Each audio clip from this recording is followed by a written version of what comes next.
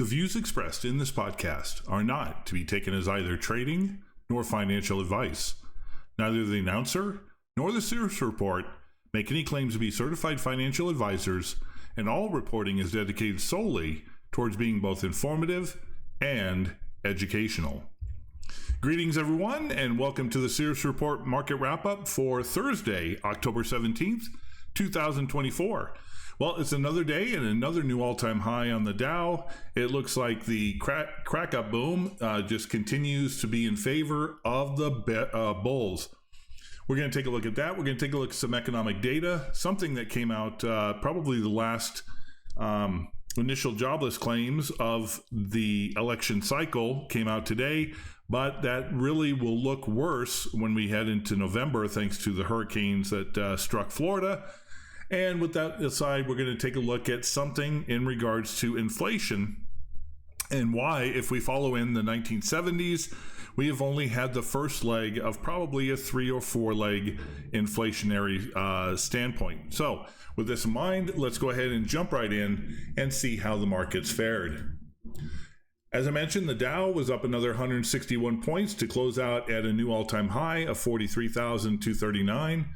While the S&P 500 was down about pretty much flat, down just 1 point to 5841, and the NASDAQ was up 6.53 points to 18,373. Now, one of the interesting things to look at in regards to equities, Dow, NASDAQ, and the like, is the fact that back in the dot-com bubble, which was an absolute bubble, took everything to multiple extremes. Cisco was the highest ranked company that was in the equity markets, and they were worth just 5.5% of US GDP at the time. Well, today, because of the tulip that is NVIDIA, it now has a market cap that is worth over 11.7% of the US GDP, which of course has doubled since the beginning of the millennia. And we have seen a 200% increase in a company in regards to their market cap versus the GDP. So corporations, so much money due to financialization has gone into stocks, while less of it has gone into building the general economy. And thinking about it, when this bubble pops, just like it did in 2000, it's going to be a collapse even greater than 2008. In the bond markets, well, yields spiked quite a bit today, seeing the 10-year almost get up to 4.1%, up 0.079 to a yield of 4.095%. Sorry about that. Luke Air Force Base is sending off multiple sorties, and I'm wondering if it came into the recording here.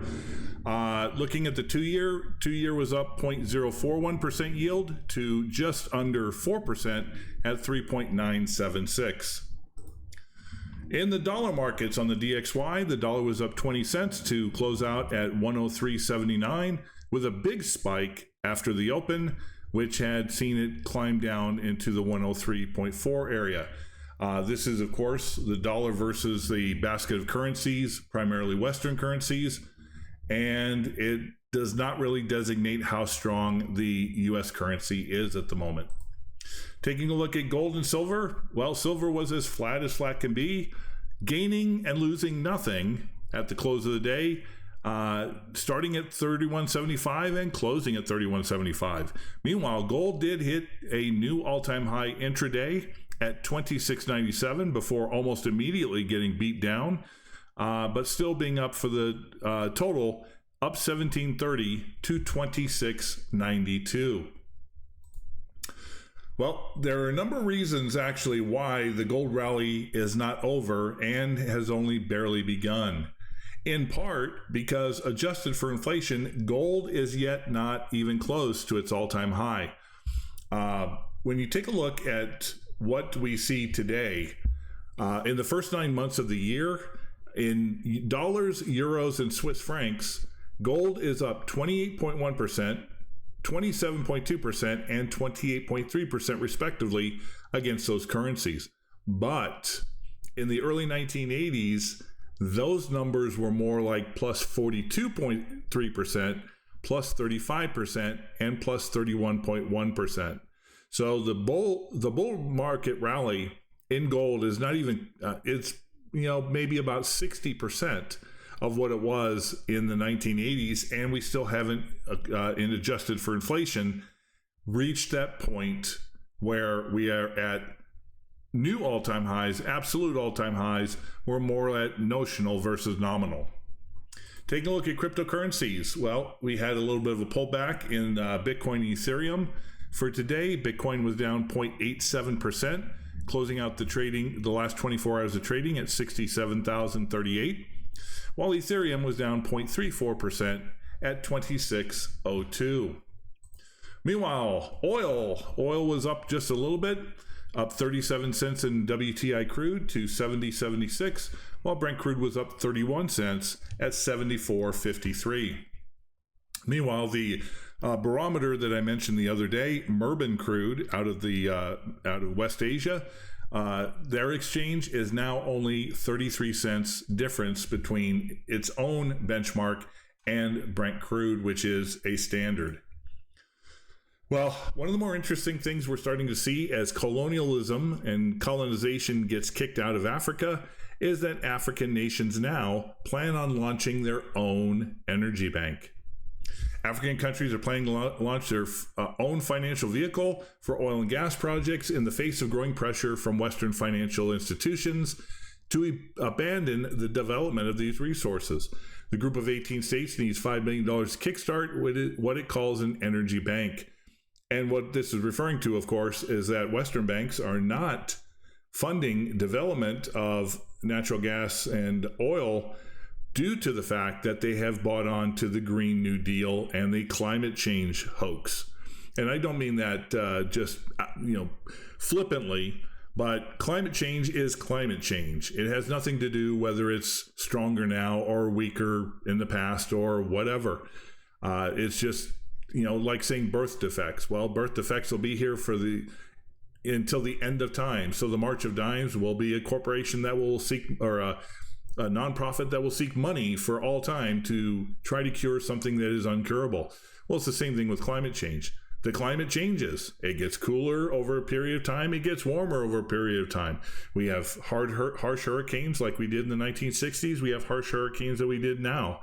The fact of the matter is that banks now are using political and ideological reasons rather than economic ones and financial to decide what they're going to fund and what they aren't. And this is in part why you see the multipolar world changing, the global south changing, and financial institutions that are not beholden to Western whims are starting to rise all across the world. Some economic data for today.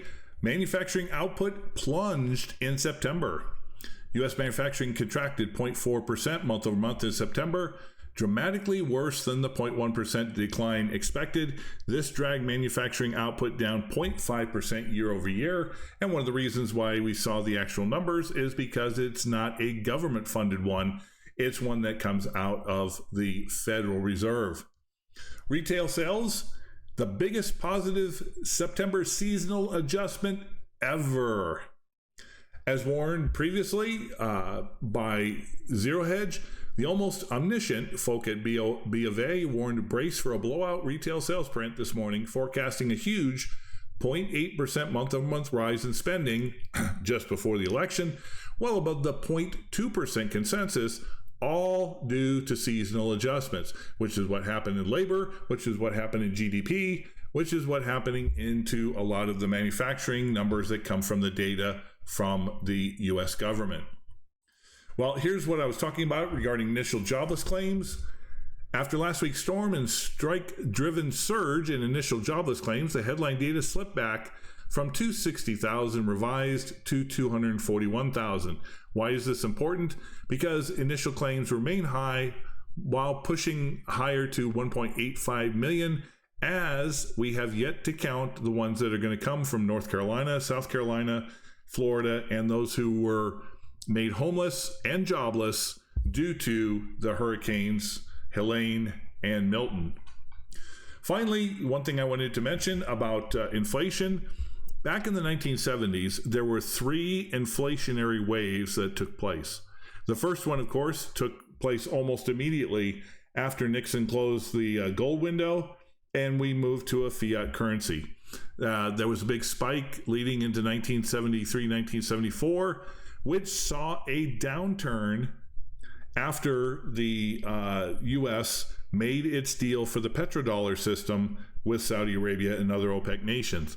Then we saw in 1976 going forward, we saw a rise in spending by the federal government and a move towards the second and finally third wave of inflation, culminating in 1981, where Volcker had to do 20% nominal interest rate hike to be able to take care of it. And we finally saw the fruits of this in the Reagan boom years. But the fact of the matter is, we had the big spike thanks to COVID here in the recent times. Now we are seeing inflation return as the federal spending and deficit spending get out of control. That's no matter what the Fed does, they're not going to be able to do massive amounts of cuts back down to ZERP. They're going to find inflation is going to accelerate faster if they do that. It's similar to 1979 when Volcker was the head of the New York Fed and inflation was rising in its third wave. He boosted the interest rates from 9% to 11%, but it wasn't enough, and inflation was at that time running 13.5%, only to lead to 17% very quickly. That's why in 1980, 1981, he had to go above what the rate of inflation was to really kill it and create about an 18-month recession. Well, the Fed's in this mindset now that they're going to kill and stop all recessions from happening, but by doing so, they have invited the inflation game to come back en masse. So due to the lockdowns of COVID, that's the first wave. The second wave is just starting with the untenable national debt. And it will be interesting to see what the third wave will be, because that's going to likely happen when the world no longer uses the US dollar for reserve capacity or for the majority of trade, as we move towards bilateral trade and some other alternative platforms. Anyway, just want to thank everybody as always for being a part of the Sirius Report community and taking time out of your day to get your market wrap up for Thursday, October 17th, 2024. Don't forget to like, subscribe, share, comment. Send this out to anybody you think that might be importance. And until the next time we get together, everyone, have a great Thursday.